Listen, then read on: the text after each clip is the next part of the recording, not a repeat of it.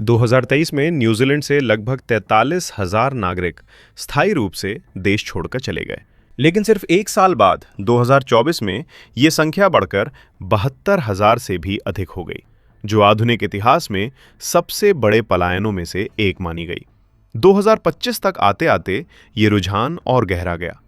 उस साल भी लगभग 85,000 के आसपास न्यूजीलैंड के नागरिक विदेशों में बसने के लिए निकल गए, जिनमें से आधे से अधिक लोग समुद्र पार एक ही देश की ओर गए, ऑस्ट्रेलिया। और अब 2026 में स्थिति ये है कि पिछले 3 वर्षों में लगभग 2 लाख न्यूजीलैंड नागरिक देश छोड़ चुके हैं। इनमें से ज्यादातर लोग पर्यटक नहीं थे, ना ही अस्थायी कामगार। ये वही लोग थे जिन्हें किसी भी देश की सबसे बड़ी ताकत कहा जाता है। युवा इंजीनियर, डॉक्टर, IT विशेषज्ञ, शोधकर्ता और विश्वविद्यालय से निकलने वाली नई पीढ़ी।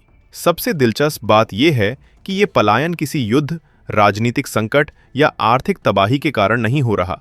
ये लोग दुनिया के सबसे शांत, सुरक्षित और खूबसूरत देशों में से एक को छोड़ रहे हैं। यही वो पहेली है जिसने अर्थशास्त्रियों को भी हैरान कर दिया है। आखिर ऐसा क्या है जो न्यूजीलैंड के अपने लोगों को धीरे धीरे इस देश से दूर ले जा रहा है?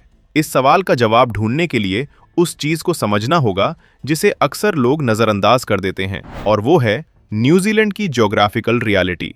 न्यूजीलैंड पृथ्वी के सबसे अलग-थलग बसे देशों में से एक है। विशाल प्रशांत महासागर के बीच 2 बड़े द्वीपों पर फैला ये देश मानो दुनिया के किनारे पर रखा हुआ है। एशिया, यूरोप या अमेरिका के भीड़ भरे औद्योगिक केंद्रों से हजारों किलोमीटर दूर। इतना दूर कि कई बार ये किसी नक्शे की वास्तविक जगह से ज्यादा किसी कल्पना का हिस्सा लगता है। ये दूरी ही उसकी सबसे बड़ी सुंदरता भी है और सबसे गहरी चुनौती भी। दूरी ने न्यूजीलैंड को शांति दी, लेकिन इसी दूरी ने उसे दुनिया की तेज रफ्तार अर्थव्यवस्था से भी अलग कर दिया। आधुनिक अर्थव्यवस्था केवल संसाधनों या सुंदरता से नहीं चलती, वो पैमाने से चलती है। विशाल बाजारों से, बड़ी आबादी से और लगातार फैलते उद्योगों से। न्यूजीलैंड की आबादी मुश्किल से 53 लाख के आसपास है। ये संख्या कई देशों के एक बड़े शहर के बराबर है। इतने छोटे समाज में अवसरों का दायरा स्वाभाविक रूप से सीमित हो जाता है। उद्योग कम होते हैं, कंपनियां कम होती हैं और करियर की सीढ़ियां जल्दी समाप्त हो जाती हैं। दुनिया के अधिकांश आर्थिक केंद्र उत्तरी गोलार्ध में हैं, वहां जहां समुद्री व्यापार की मुख्य धाराएं बहती हैं, जहां विशाल उत्पादन केंद्र हैं, जहां पूंजी और प्रतिभा एक दूसरे को आकर्षित करते रहते हैं। न्यूजीलैंड इस विशाल आर्थिक नेटवर्क से बहुत दूर खड़ा है। इस दूरी का परिणाम ये हुआ कि यहाँ वो औद्योगिक विविधता कभी विकसित ही नहीं हो पाई जो बड़े देशों में दिखाई देती है। यहाँ न विशाल प्रौद्योगिकी केंद्र हैं, न वैश्विक वित्तीय राजधानी, न बड़े पैमाने की विनिर्माण श्रृंखलाएं। इसका अर्थ ये नहीं कि ये देश गरीब है, बल्कि इसके विपरीत ये समृद्ध है, सुव्यवस्थित है और जीवन की गुणवत्ता के मामले में दुनिया के अग्रणी देशों में गिना जाता है। लेकिन समृद्धि का ये मॉडल कुछ अलग है। न्यूजीलैंड की अर्थव्यवस्था के 2 स्तंभ हैं, खेती और आवास। पहला स्तंभ अत्यंत उत्पादक है, लेकिन उसमें काम करने वालों की संख्या सीमित है। दूसरा स्तंभ असंख्य लोगों को काम देता है, पर धीरे धीरे एक ऐसे जाल में बदल जाता है जिससे निकलना आसान नहीं होता। न्यूजीलैंड की धरती असाधारण रूप से उपजाऊ है। यहाँ की हरियाली केवल दृश्य नहीं, बल्कि एक विशाल कृषि शक्ति का संकेत है। डेयरी उत्पाद, मांस, फल, ये सब दुनिया भर के बाजारों में निर्यात होते हैं, विशेष रूप से एशिया में, जहां बढ़ती आबादी और आय ने उच्च गुणवत्ता वाले खाद्य पदार्थों की मांग बढ़ा दी है। दक्षिणी गोलार्ध में स्थित होने के कारण न्यूजीलैंड के पास एक और अनोखा लाभ है। जब उत्तरी गोलार्ध में सर्दियां होती हैं और खेतों में उत्पादन धीमा पड़ जाता है, तब यहाँ फसलें उग रही होती हैं। ये समय का वो अंतर है जिसने न्यूजीलैंड को वैश्विक खाद्य आपूर्ति में एक महत्वपूर्ण स्थान दिया। परंतु आधुनिक कृषि एक विचित्र सत्य लेकर आती है। ये अत्यंत कुशल होती है, परंतु उसे बहुत कम लोगों की आवश्यकता होती है। मशीनें, स्वचालित उपकरण और उन्नत प्रणालियां खेतों को अत्यधिक उत्पादक बना देती हैं, लेकिन उसी के साथ काम के अवसर सीमित हो जाते हैं। एक युवा स्नातक जिसने विश्वविद्यालय में वर्षों पढ़ाई की हो, वो शायद अपना भविष्य खेतों में नहीं देखता, और अगर देखे भी तो वहां उसके लिए जगह बहुत कम है। इस प्रकार कृषि देश को समृद्ध तो बनाती है, पर लाखों युवाओं के लिए जीवन का मार्ग नहीं बन पाती। तब बचता है दूसरा स्तंभ, आवास। न्यूजीलैंड में घर केवल रहने की जगह नहीं है, वो अर्थव्यवस्था का केंद्र बन चुके हैं।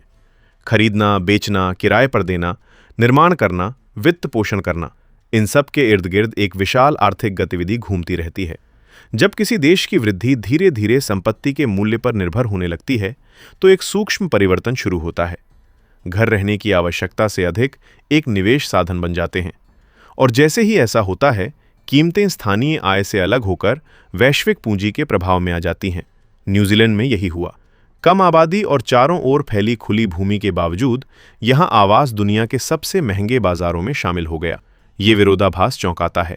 इतनी जमीन होने के बावजूद घर इतने महंगे क्यों? क्योंकि जमीन केवल शुरुआत है। निर्माण सामग्री, श्रम, नियम, इन सब की लागत इस दूरस्थ देश में अत्यधिक है। अधिकतर निर्माण सामग्री विदेशों से आती है, जिससे लागत बढ़ जाती है। श्रम महंगा है क्योंकि कुशल कामगारों की संख्या सीमित है, और नियम कठोर हैं क्योंकि छोटे समाजों में नियंत्रण आसान होता है। इन सब का परिणाम ये हुआ कि घर बनाना धीरे धीरे इतना महंगा हो गया कि नई पीढ़ी के लिए अपना घर खरीदना लगभग असंभव सा लगने लगा। यहीं से दबाव शुरू होता है। एक युवा व्यक्ति अपने भविष्य की कल्पना करता है, कड़ी पढ़ाई, मेहनत, नौकरी और फिर कहीं जाकर एक घर। लेकिन जब वही घर उसकी पहुंच से बहुत दूर दिखाई देने लगता है, तो उसके मन में पहला प्रश्न उठता है, क्या यही मेरी सीमा है? इसी क्षण कहीं दूर क्षितिज पर एक और देश दिखाई देता है, समुद्र के उस पार, सिर्फ 3 घंटे की उड़ान दूर। वही भाषा, वही संस्कृति, वही जीवन शैली, लेकिन अवसर कहीं अधिक, जो है ऑस्ट्रेलिया। न्यूजीलैंड और ऑस्ट्रेलिया का संबंध असाधारण है। दोनों देशों के बीच ऐतिहासिक, सांस्कृतिक और कानूनी रिश्ते इतने गहरे हैं कि एक नागरिक के लिए दूसरे देश में जाकर काम करना अपेक्षाकृत सरल है। इसका परिणाम ये हुआ कि न्यूजीलैंड के युवाओं के सामने एक खुला द्वार हमेशा मौजूद रहता है। जब वो अपने देश में सीमित अवसर देखते हैं, तो उन्हें दूर कहीं जाने की आवश्यकता नहीं पड़ती, बस समुद्र पार करना होता है। ऑस्ट्रेलिया बड़ा है, आबादी में, उद्योगों में, पूंजी में। वहाँ खनिज संसाधनों की विशाल संपदा है, बड़ी कंपनियां हैं, विशाल विश्वविद्यालय हैं और करियर के अनगिनत मार्ग हैं। यही वो अंतर है जिसने एक शांत सी प्रक्रिया को जन्म दिया है।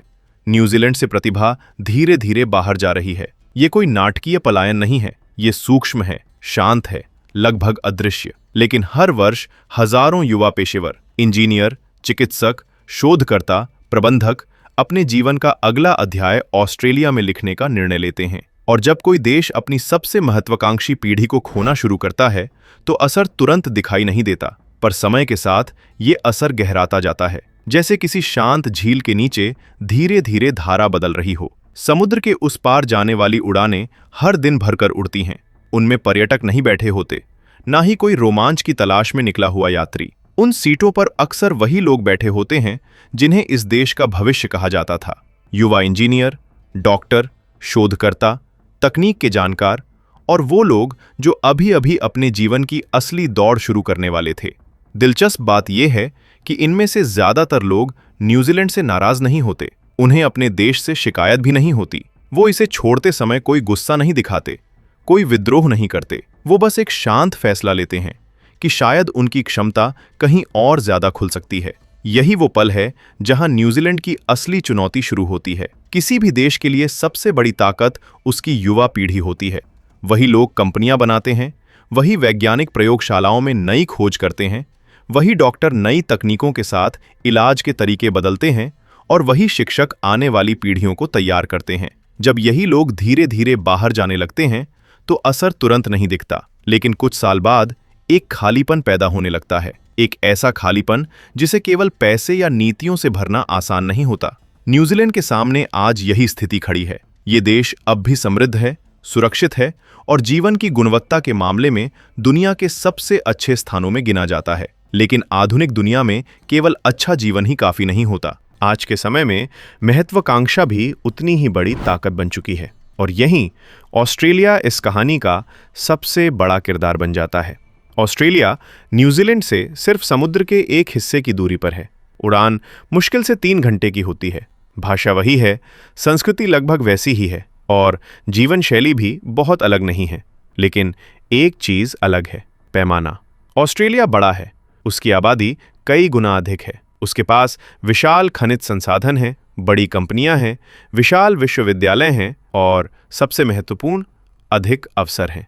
जब कोई युवा पेशेवर इन दोनों देशों की तुलना करता है तो अक्सर उसके सामने एक सीधी तस्वीर बन जाती है। एक तरफ वो देश है जहां जीवन शांत और सुंदर है लेकिन अवसर सीमित है। दूसरी तरफ वो देश है जहां प्रतिस्पर्धा अधिक है लेकिन संभावनाएं भी कहीं ज्यादा है। और अक्सर महत्वाकांक्षा उस दिशा में झुक जाती है जहां संभावनाएं अधिक दिखाई देती हैं। यही कारण है कि न्यूजीलैंड से जाने वाले बहुत से लोग ऑस्ट्रेलिया में जाकर वही काम करते हैं जो वो अपने देश में भी कर सकते थे, लेकिन बड़े पैमाने पर, अधिक संसाधनों के साथ और अधिक वेतन के साथ। इसका असर धीरे धीरे न्यूजीलैंड की अर्थव्यवस्था पर दिखाई देने लगता है। जब कुशल लोग कम होते हैं तो कई क्षेत्रों में काम करने वाले विशेषज्ञों की कमी पैदा होने लगती है। स्वास्थ्य व्यवस्था, तकनीक, अनुसंधान और प्रबंधन जैसे क्षेत्रों में ये कमी विशेष रूप से महसूस की जाती है। इस कमी को पूरा करने के लिए सरकार को बाहर से लोगों को बुलाना पड़ता है। इसलिए न्यूजीलैंड दुनिया भर से कुशल प्रवासियों को आकर्षित करता है। लेकिन यहाँ एक और दिलचस्प मोड़ आता है। बहुत से प्रवासी न्यूजीलैंड को अंतिम मंजिल नहीं मानते। वो यहाँ आते हैं, कुछ साल काम करते हैं, अनुभव प्राप्त करते हैं, स्थायी निवास प्राप्त करते हैं और फिर वही रास्ता चुन लेते हैं जो स्थानीय लोग चुनते हैं। वो भी ऑस्ट्रेलिया चले जाते हैं। इस तरह एक अजीब चक्र बन जाता है। न्यूजीलैंड अपने युवाओं को खोता है, फिर उस कमी को पूरा करने के लिए नए लोगों को बुलाता है और कुछ समय बाद उनमें से कई लोग भी उसी दिशा में निकल जाते हैं। लेकिन इस कहानी का एक और पहलू है जो अक्सर चर्चा में नहीं आता। जब युवा और काम करने वाली आबादी बाहर जाती है तो देश के भीतर संपत्ति का महत्व और बढ़ने लगता है। धीरे धीरे घर केवल रहने की जगह नहीं रहते, बल्कि सबसे बड़ा निवेश बन जाते हैं। न्यूजीलैंड में यही हो रहा है। दुनिया के कई अमीर लोग यहाँ घर खरीदना चाहते हैं क्योंकि ये देश सुरक्षित है, सुंदर है और जीवन की गुणवत्ता शानदार है। ऑस्ट्रेलिया और अन्य देशों से संपन्न लोग यहाँ झीलों और पहाड़ों के पास संपत्तियां खरीदते हैं। इससे एक नया दबाव पैदा होता है। स्थानीय लोगों के लिए घरों की कीमतें और बढ़ जाती हैं। युवा पीढ़ी को लगता है कि जिस देश में वो बड़े हुए, उसी देश में घर खरीदना उनके लिए सबसे मुश्किल लक्ष्य बनता जा रहा है। और जब किसी समाज में ये भावना फैलने लगे कि भविष्य बनाना कहीं और आसान है, तो धीरे धीरे लोग वही रास्ता चुन लेते हैं। न्यूजीलैंड के सामने आज यही प्रश्न खड़ा है। क्या ये देश केवल दुनिया का सबसे सुंदर रहने का स्थान बनकर रह जाएगा, या ये ऐसा देश बनेगा जहां युवा लोग अपने सपनों को भी साकार कर सकें? क्योंकि इतिहास हमें एक महत्वपूर्ण बात सिखाता है। किसी भी राष्ट्र की असली शक्ति उसकी जमीन या प्राकृतिक सुंदरता नहीं होती। असली शक्ति उसके लोग होते हैं, खासकर वो लोग जो कुछ नया बनाने का साहस रखते हैं। अगर वही लोग किसी और जगह अपने सपने तलाशने लगें तो सबसे सुंदर देश भी धीरे धीरे केवल एक खूबसूरत दृश्य बनकर रह सकता है। अब यहाँ मैं आपसे एक बेहद महत्वपूर्ण सवाल पूछना चाहता हूँ और इस पर आपकी राय सच में मायने रखती है। आपके अनुसार न्यूजीलैंड की असली समस्या क्या है? क्या ये केवल महंगी आवास व्यवस्था और सीमित अवसरों की वजह से हो रहा है, या फिर छोटे देशों के लिए ये एक स्वाभाविक सच्चाई है कि उनकी प्रतिभा बड़े देशों की ओर खिंच जाती है? अपनी राय नीचे कमेंट में जरूर बताएं। जाने से पहले वीडियो को लाइक करें, शेयर करें और ऐसे ही और वीडियोस के लिए हमारे YouTube चैनल फैक्टॉइड फैक्ट्स को सब्सक्राइब करके बेल नोटिफिकेशन को भी ऑल पर सेट कर लें।